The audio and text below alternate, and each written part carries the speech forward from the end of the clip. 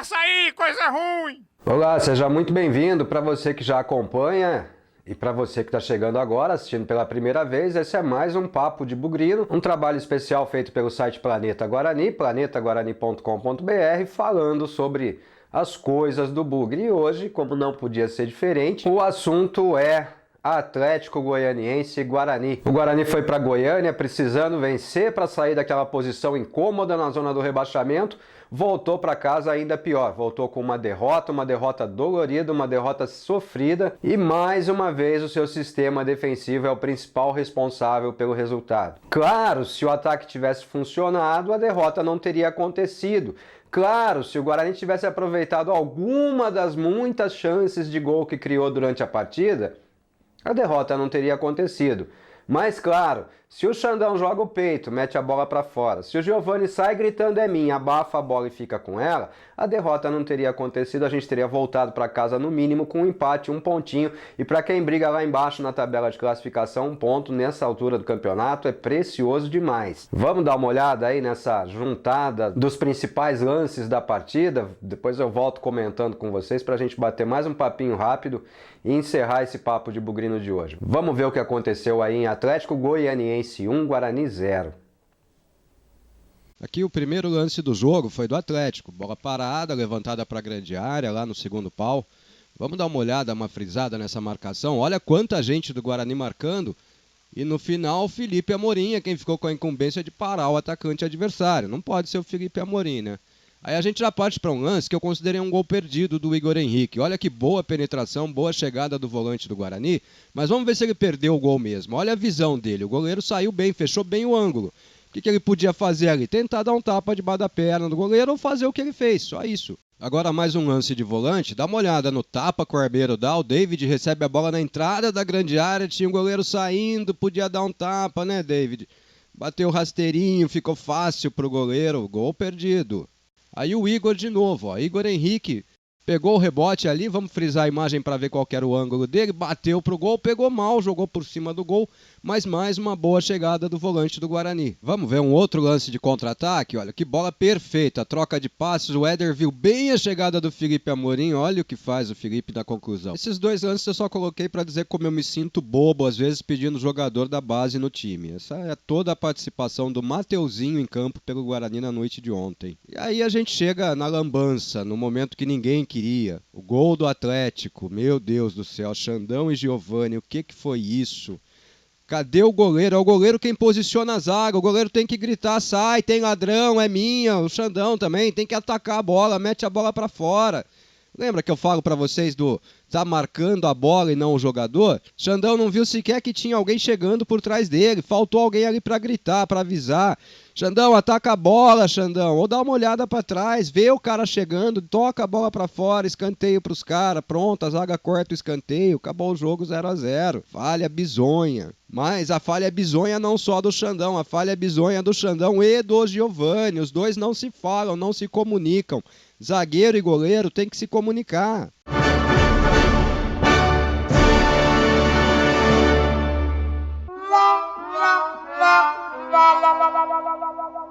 Vai, passa aí, coisa ruim!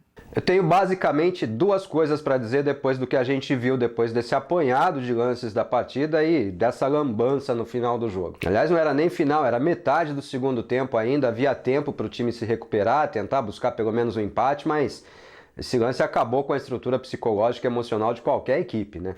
Primeiro tempo do Guarani, muito bom. O time jogou bem, marcou em cima, chegou bem, criou chances em contra-ataques, teve as bolas do jogo nos pés, foi pouco acossado pelo time do Atlético. Enfim, o Guarani realmente mandou no jogo durante boa parte do primeiro tempo. Não foi por todo o primeiro tempo. O time jogou bem até os 25 minutos. Depois disso, caiu bastante de rendimento, não atacou, não ameaçou mais o Atlético, que também não mostrava força ofensiva, não ameaçou muito o Guarani, a gente pôde ver isso nas imagens. Aliás, o Atlético ameaçou muito pouco o Guarani durante todo o jogo. Foram poucas as oportunidades criadas pelo time de Goiânia. O problema é que o Guarani não tem quem faça gols. É um time que já disputou 7 jogos e marcou 4 gols. Desses 4, 3 em uma partida só. Ganhou do Vitória por 3-2 no Brinco de Ouro da Princesa. E aí você junta um ataque ineficiente com uma defesa que absolutamente não se comunica, e aí acho que a gente matou a charada. Se a gente vinha falando da dupla Ferreira e Xandão, falta de comunicação, falta de posicionamento, ontem ficou claro pra gente, é falta de comunicação. Goleiro quando sai tem que gritar é minha. Zagueiro que tá vendo o companheiro lá na linha de fundo praticamente para cortar a bola, tem que avisar, tem ladrão. E o Xandão, me desculpa Xandão, mas um zagueiro da sua qualidade, um cara que jogou no futebol europeu, um cara que jogou no São Paulo, revelado nas categorias de base do Guarani, não pode, Xandão. Mete a bola pra fora. Ah, mas o goleiro tá vindo na cobertura, ele vai ficar com a bola. Não espera o goleiro, mete a bola pra fora, é escanteio. A zaga corta o escanteio, acaba o jogo 0-0 na pior das hipóteses, se a gente não encaixasse um contra-ataquezinho ali. Quero falar rapidamente sobre o técnico Vinícius Eutrópio. Eu disse isso na matéria do jogo, em texto, e agora eu vou repetir aqui. O Eutrópio acertou ontem. Ele conseguiu corrigir alguns erros grotescos da equipe. Teve culpa no resultado? Não, não teve culpa no resultado. Mas, muito mais pelo conjunto da obra, continua sendo contestado e muito provavelmente viva seus últimos dias no comando do Guarani. Quem vem para o lugar do Eutrópio? Não sei, gente. Não sei. Só espero que seja um treinador que a torcida goste e que receba bem.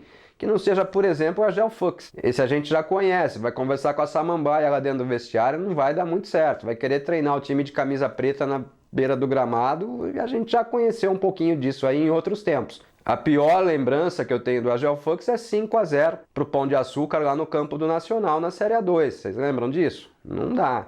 Ah, ele cresceu, evoluiu. Não vi tanta evolução assim nos trabalhos recentes do Argel, não. Roberto Fonseca? Quem sabe? Não sei se a torcida abraça o nome do Roberto Fonseca, mas a torcida precisa abraçar o nome do novo treinador, se é que o treinador vai ser trocado, se é que o Vinícius Eutrópio vai ser dispensado, né? A gente está fazendo um exercício de futurologia, isso não é informação, isso é possibilidade, mas a gente tem que reconhecer que o Eutrópio consertou o time dentro do que ele podia fazer, fez 4 mudanças, 2 por suspensão, fez falta o Arthur Rezende ontem sim em campo, o Guarani em alguns momentos sentiu falta de um armador, muito boa a estreia do Pablo Armeiro, armando o time muitas vezes, dando bons tapas ali pelo lado esquerdo, deixando o companheiro em chance de contra-atacar, abrindo espaço pela beirada do campo, não chegou ao ataque, mas foi decisivo para que o Guarani conseguisse boas jogadas ofensivas. Igor Henrique entrou muito bem, aparece livre, aparece leve, tem facilidade para pisar na grande área, para concluir em gol. É um cara que pode acrescentar muito a esse time, tanto que eu manteria o esquema com os 3 volantes. Bruno Silva na zaga, boa surpresa, mas mais surpresa ainda que jogar pelo lado esquerdo. Até onde eu sabia, o Bruno Silva jogava pelo lado direito. Quem jogava pelo lado esquerdo era o Diego Giaretta. Apesar disso, não comprometeu, foi bem no jogo, não teve nenhuma falha marcante, significativa durante a partida. Infelicidade total do Xandão. Xandão, amigo, tá difícil, 2 jogos, 1 gol contra e uma falha clara, clamorosa, que custa mais um gol e a derrota do time. Tá difícil. Agora, me resta falar o quê? Me resta falar do Giovani. Giovani, pelo amor de Deus, né? Aquela bola é um lance infantil, é um lance de escolinha de futebol. Qualquer goleiro sai ali falando pro zagueiro, é minha ou então tem ladrão. Se você gritar, é minha, o zagueiro vai deixar a bola para você. Se você gritou, ele deixou. Se você gritar, olha o ladrão, o zagueiro vai cortar a bola, vai meter a bola pela linha de fundo, é escanteio. É comunicação, Giovani. Olha, sinceramente, Jefferson Paulino pede passagem urgente nessa camisa 1 do Guarani. Quero usar um pedacinho final desse programa para falar um pouquinho de 2 jogadores da base com os quais eu tenho uma boa expectativa. Mateuzinho e Matheus Davó. Mateuzinho foi titular por 11 jogos seguidos. Foi suspenso, perdeu a posição, já havia perdido quando foi expulso. Voltou para o time ontem e, olha, tentou 2 chutes ali completamente descomprometidos com a realidade do jogo e com a realidade do placar do momento. E o Matheus Davó. Davó perdido em campo, mas não por culpa dele.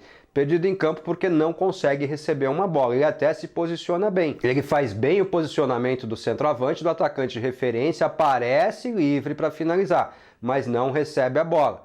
Talvez o Guarani tenha desaprendido a jogar com um jogador de referência. Precisa reaprender. Vitor Feijão chegou, está contratado, está confirmado hoje pela diretoria, uma opção de velocidade pelo lado do campo.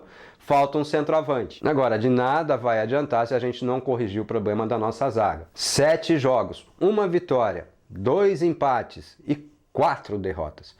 É muita coisa. Falta mais uma rodada antes dessa parada para a disputa da Copa América.